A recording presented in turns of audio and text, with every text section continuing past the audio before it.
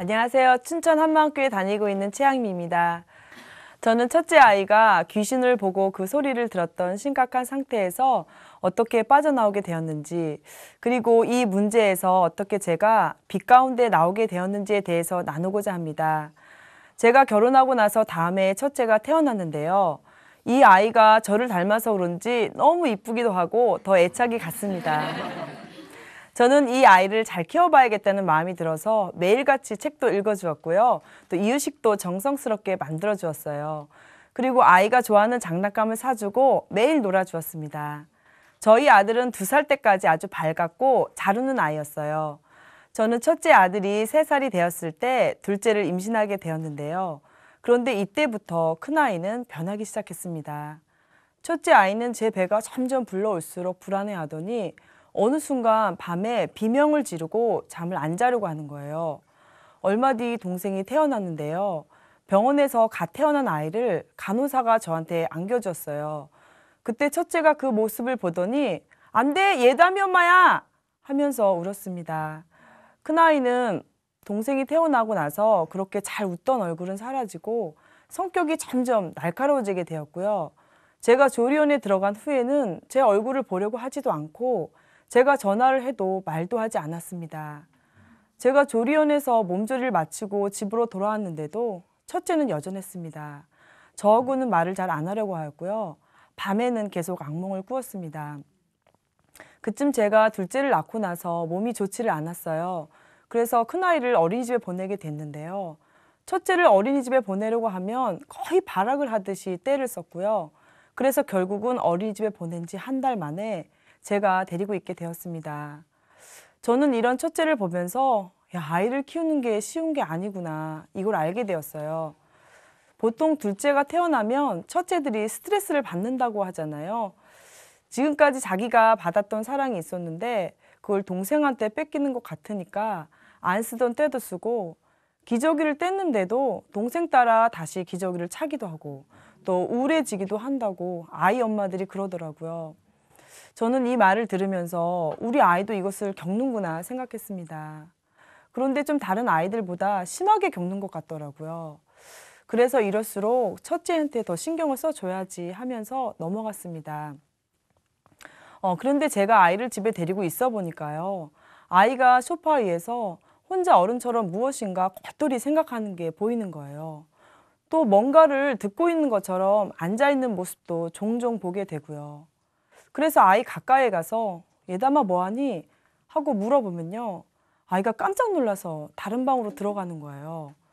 저하고는 말을 잘 안 하려고 하지, 또 잘 웃지도 않지, 목소리는 우울한 데다가 잠도 잘 안 자려고 하지, 또 여전히 악몽을 꾸어대니까 이 아이가 혹시 소아 우울증인가 하는 생각이 들었습니다. 그때 제 주변에 자기 딸이 힘들어서 소아 정신과에 데리고 다니는 엄마가 있었는데요. 저는 이 엄마한테 정보를 얻어서 원주의 큰 병원 안에 있는 소아정신과에 문의 전화를 해보게 되었어요. 그런데 자리가 3개월 뒤에는 난다고 그때 예약을 잡아주겠다는 거예요.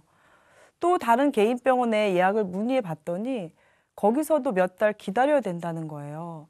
생각보다 치료비가 비쌌고 치료를 받아도 그렇게 눈에 띄게 좋아지는 것 같지도 않더라고요. 또 사실인지 아닌지 모르겠지만 아이한테 쓰는 신경치료제가요, 어른들한테나 쓰는 그런 신경을 누그러뜨리는 독한 약을 쓴다는 거예요. 저는 어린아이한테 이렇게까지 이건 좀 아니다 싶은 마음이 들었습니다. 치료도 좋지만 그 이전에 그래 나는 하나님을 믿는데 먼저 하나님 앞에 엎드려 보자 해서 교회에 아이의 상황을 알리게 되었습니다. 어느 날 저는 저희 교회에서 한 청년이 아주 어렸을 적부터 귀신을 보고 그 소리를 들었다는 간증을 듣게 되었어요. 저희 모두 다 충격을 받았습니다. 제가 이 간증을 들은 후에 하루는 집에서 기도를 하는데 문득 이 청년이 생각이 나는 거예요. 저는 이 생각이 나서 아이한테 한번 물어나 봐야겠다는 마음이 들었어요.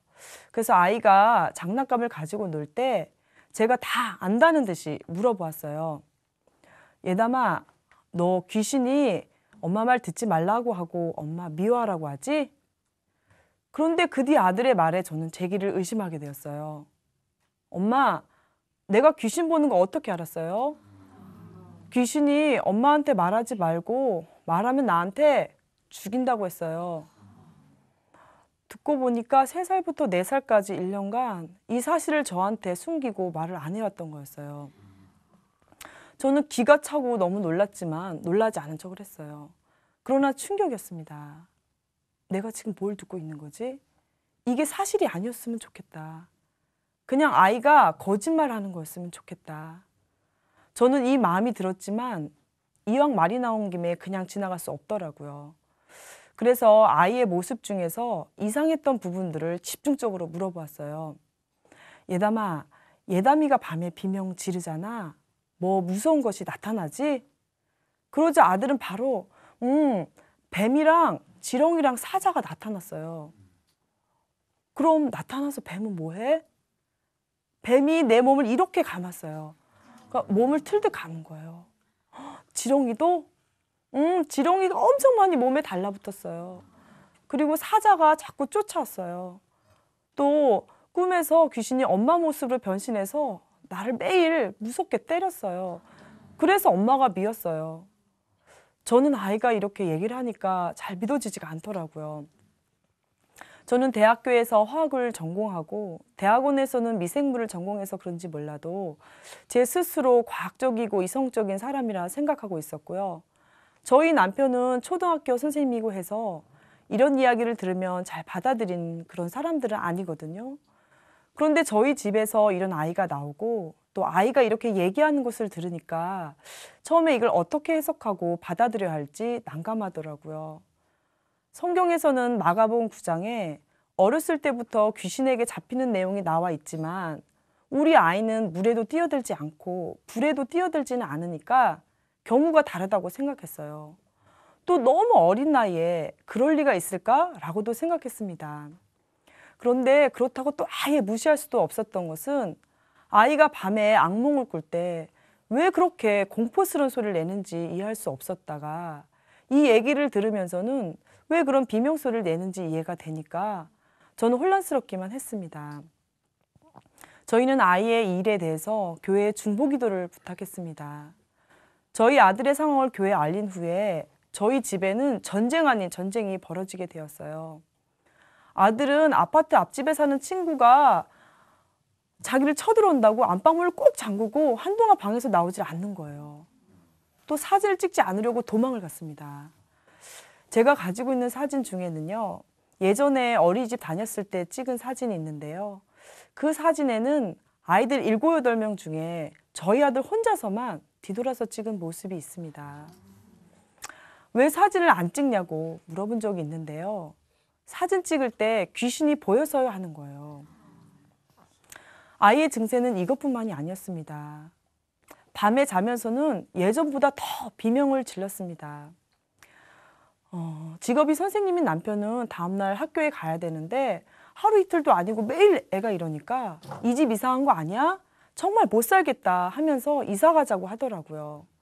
그런데 이사 가도 아이는 마찬가지인 거예요. 여전히 우울했고요. 좋다는 어린이집에 보내봐도 또 보름 만에 그만두고 말았습니다. 아이는 어떤 날은 귀신이 자기를 때렸다고도 했습니다. 그래서 제가 믿지를 않았더니 종이를 가져다가 그 종이에 여기는 어디고 저기는 어딘데 하면서 이 벽 쪽에다가 귀신이 나를 밀고서 나를 때렸어야 하는 거예요. 또 어느 날은 귀신이 놀이터에서 내 목을 졸랐어요 하는 거예요. 그리고 귀신이 장난감을 가지고 놀아도 준다는 겁니다. 기가 막혔습니다. 그런데 더 기가 막혔던 것은요. 엄마 그런데요. 엄마 모습이랑 똑같아요 하는 거예요. 그러다 어느 날 저희 집에 손님들이 좀 많이 온 적이 있었어요. 그때 아이가 심하게 소리를 지르길래 사람들이 가고 나서 너 왜 그러냐 물어봤어요. 그러자 아이가 엄마 사람들이 우리 집에 들어올 때 귀신이 많이 들어왔어요. 그리고 내 얼굴을 이렇게 일그러뜨리고 나를 때렸어요. 그리고 엘리베이터를 타고 갔어요. 아이는 귀신이 자기 얼굴을 어떻게 일그러뜨렸는지 모션까지 취하는데 참 난감하더라고요. 사도행전 8장에서는 사람에게 붙어있는 귀신이 붙어 다니다가 떠나갔다는 말씀을 알고 있으니까 이 말이 완전 거짓말은 아니라는 생각이 들면서도 한편으로는 아이가 이러니까 제가 정신이 없더라고요. 저는 이 아이를 보면서 이 아이를 가만 놔두면 안 되겠다 싶은 마음이 들었어요. 이 아이를 살려야 되겠다는 마음이 들어서 말씀 암송을 시작했습니다. 그런데 말씀 암송을 시작하니까 아이가 장난감에 더 집착하는 거예요. 귀신이 장난감을 가지고 아이를 분산시키는 것을 알고 나서는 귀신이 아이를 분산시키는 거를 쌀자루 8감 안에 싹 다 담아서 갖다 버렸습니다.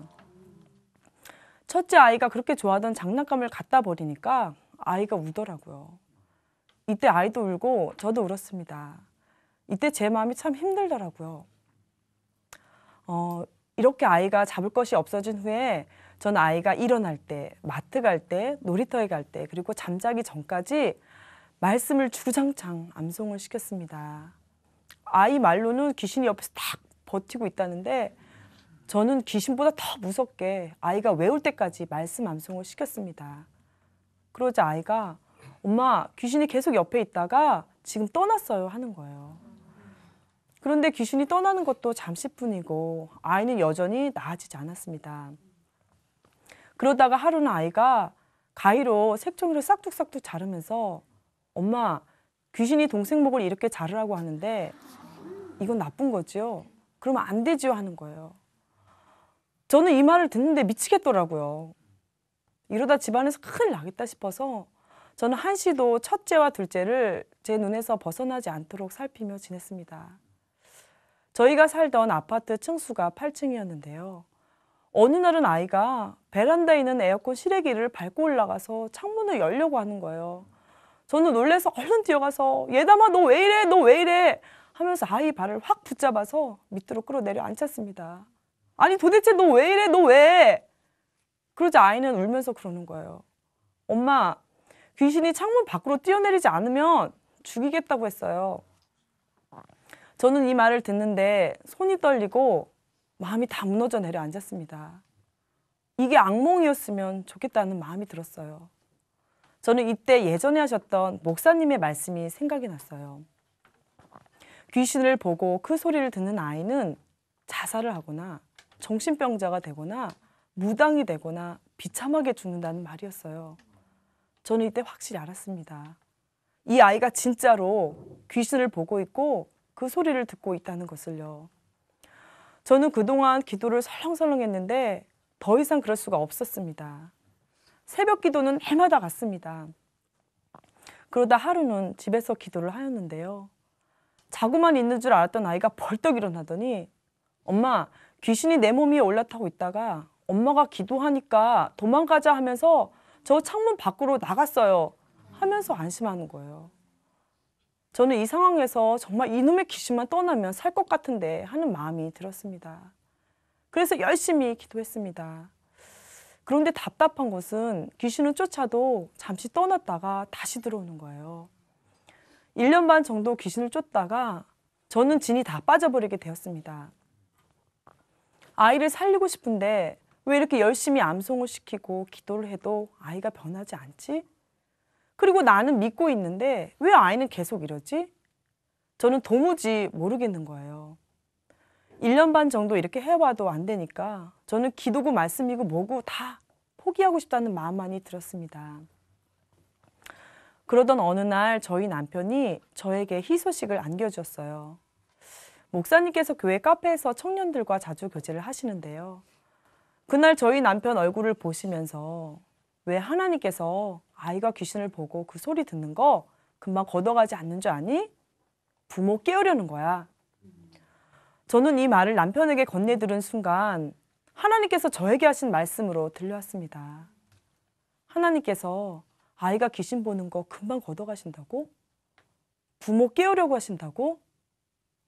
아, 하나님이 금방 걷어갈 수 있구나. 맞아, 하나님이 귀신보다 더 세신데 나는 왜 지금까지 귀신을 두려워하고 있었지? 하나님이 하실 수 있는데 금방 걷어가지 않는 것은 우리 가정에 풀기를 원하는 것이 있어서구나.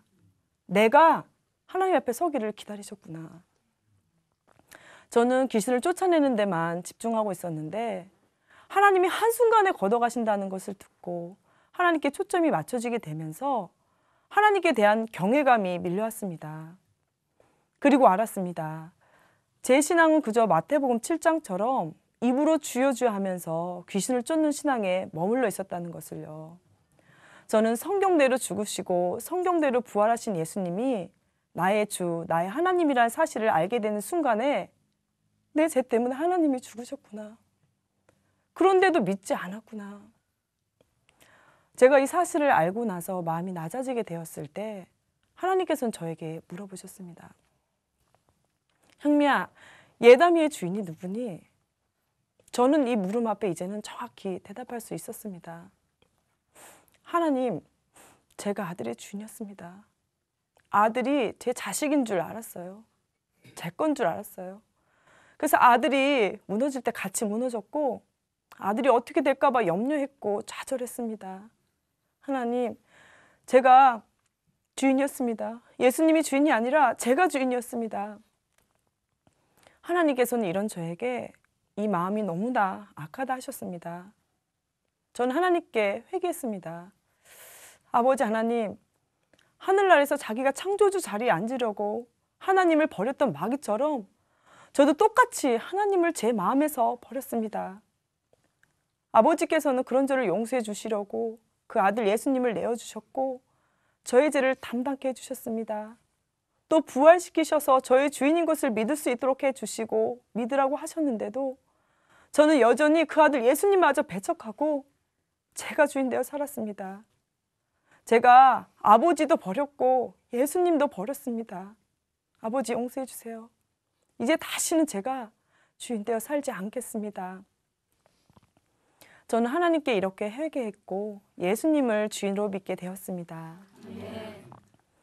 아직 어린이집에 가지 않고 항상 저와 같이 있던 아들은 제가 회개하는 것을 어느 날 보고서는 저에게 와서 엄마, 나도 엄마처럼 회개하고 예수님을 주인으로 믿을래요 하는 거예요. 그래서 아들도 저에 이어서 회개하고 예수님을 주인으로 영접하게 되었습니다.